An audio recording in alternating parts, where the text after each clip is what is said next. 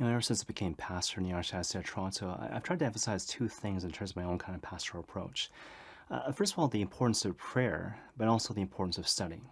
So, the importance of prayer or contemplation, the importance of study or kind of ongoing faith formation. And basically, I've tried to kind of emphasize these things using a whole variety of different means, whether we're talking about structures or programs, homilies with certain kind of educational bents, or whatever the case may be, right?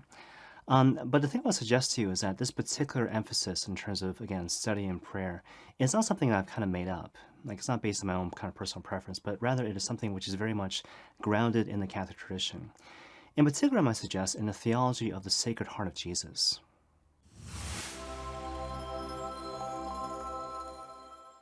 So Archbishop Thomas Cardinal Collins, who of course is the Archbishop of Toronto, he touches on this particular point sort of indirectly, kind of early on in his pastoral letter entitled Heart Speaks to Heart, which he issued on April 28, 2021, in anticipation of June, which of course is the month for the Sacred Heart.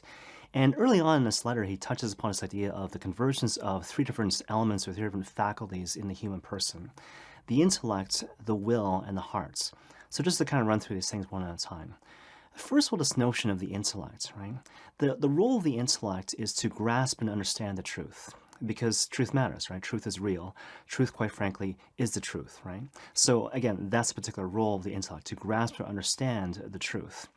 The will, on the other hand, has sort of a complementary role, right? So it speaks to the fact that it's not enough to simply recognize the truth. You're called to actually correspond to the truth, to conform your life to the truth through appropriate choices, which are made through the faculty of the will, right?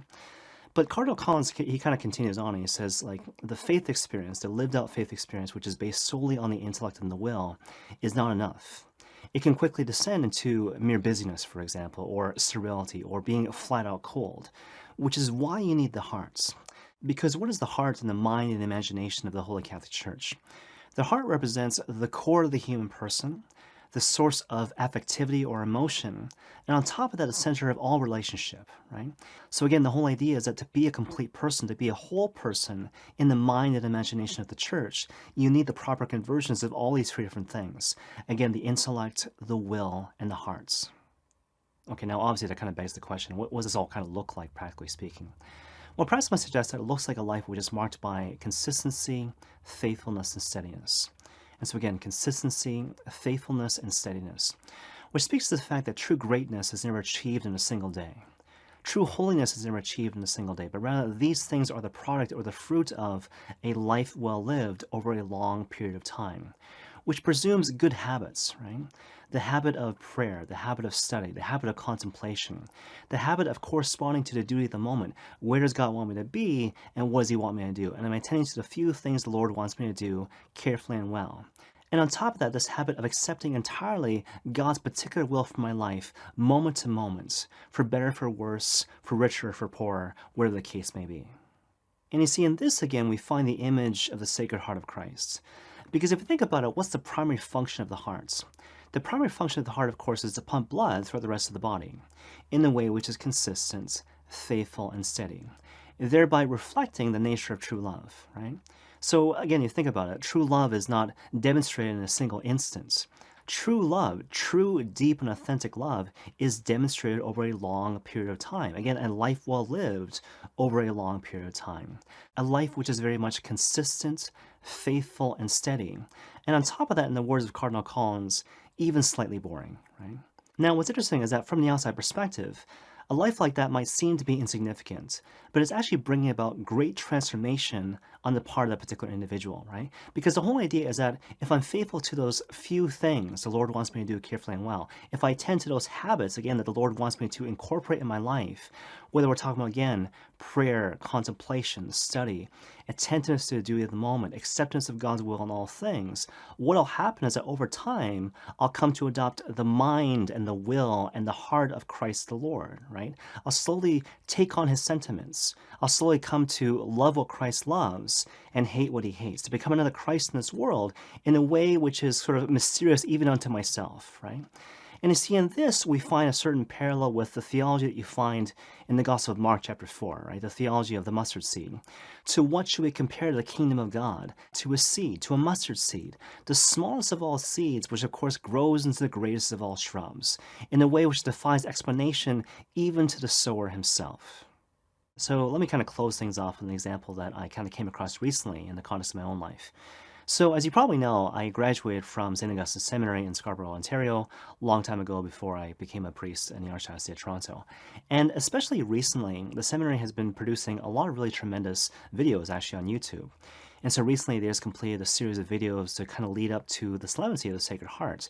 And one video which kind of stood out for me was one which was done by Father Greg Carruthers, who was my spiritual director back in the seminary. So basically, it's kind of interesting. Each of these different videos, they had sort of a lecture format kind of interspersed with an interview format. And in the context of this one video in question, Father Greg was asked a particular question by another faculty member, I think it was Father Seamus Hogan, who asked him basically, what would you say to someone, pastorally speaking, if that person is struggling with the idea of forgiving another person? And perhaps surprisingly, Father Greg said, I would encourage that person to be patient, and in particular to be patient with themselves, right?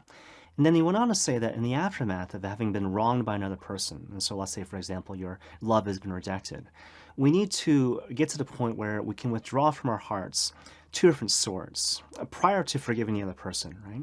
So the sword of injustice and the sword of pain. So just to deal with these things one at a time. First of all, the sword of injustice. So basically what he was saying was that we need to understand that the prerequisite to forgiving another person who has wronged us in some way is not to convince ourselves that the wrong done to us didn't matter or wasn't a big deal. So it's not to convince ourselves that the unjust thing was actually just. So to use a really easy example, like in order for Christ to forgive the people who had crucified him, basically amounting to all of us, he didn't need to convince himself that the crucifixion wasn't a big deal or that sin is not a big deal. The crucifixion was a big deal. Sin remains a big deal, but Christ forgives us anyways, right? Same thing goes with us, right? So whenever we've been wronged by another person, even someone who's been close to us, even if the wrong done to us is grievous in some way, yes, it was wrong, yes, it shouldn't have been done, all those different things, and yet we're still called to forgive in imitation of the Lord himself. So that's kind of the first thing. But you see, the second thing is this. In order to withdraw this sort of pain from your heart, in a certain sense, that is a more tricky matter, right? And so Father Greg, again, he uses a really interesting analogy where he compares the withdrawing of that sword, the sword of pain, to recovering from the death of a loved one. So imagine like your spouse has died, right? So Father Greg says that first year especially is really challenging because you're experiencing like many things without that person for the first time. First anniversary, first birthday, first Christmas without this person, right? And so necessarily, you need to think it through, right? Getting over the death of a loved one in that particular circumstance will take time. It won't be a matter of weeks or months. It could be years even, but that's just the way it goes. So you got to be patient with the process. You got to be patient with yourself. Same thing goes when it comes to the sword of pain. But on top of that, Father Greg said what can help is to realize what Christ basically accomplished when he suffered and died on the cross, right? To appreciate what Christ actually accomplished when he suffered and died on the cross. So just to kind of paraphrase, basically when Christ suffered and died on the cross, he accomplished two things. First of all, he transformed the very nature of human suffering such that it becomes the very means by which we are saved, the very means by which we achieve redemption in Christ, right? But you see, the second thing is this. By suffering and dying on the cross, Christ effectively unifies his suffering with our suffering, such that in the words of Father Greg, there are no longer two crosses, but one cross, shared by two persons. There are no longer two passions, but one passion shared by two persons. And then, of course, insert whatever form of suffering in the blank, right? So there are no longer two rejections of love, for example, but only one rejection shared by two persons, right?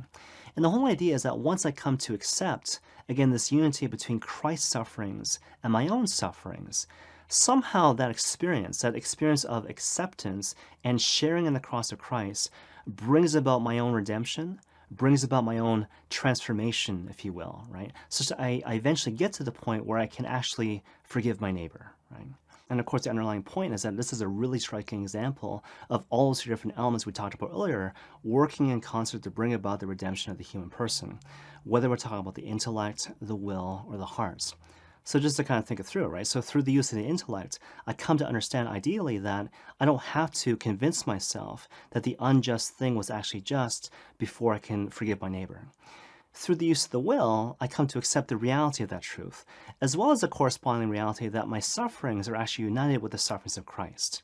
And then finally, through the heart, I come to enter into the resurrection and redemption won for me by Jesus Christ, by unifying my heart, my wounded, pierced heart, with the wounded and pierced sacred heart of Christ the Lord, thereby achieving deep healing within my soul, reconciliation with my neighbor, and a greater participation in the fullness of life.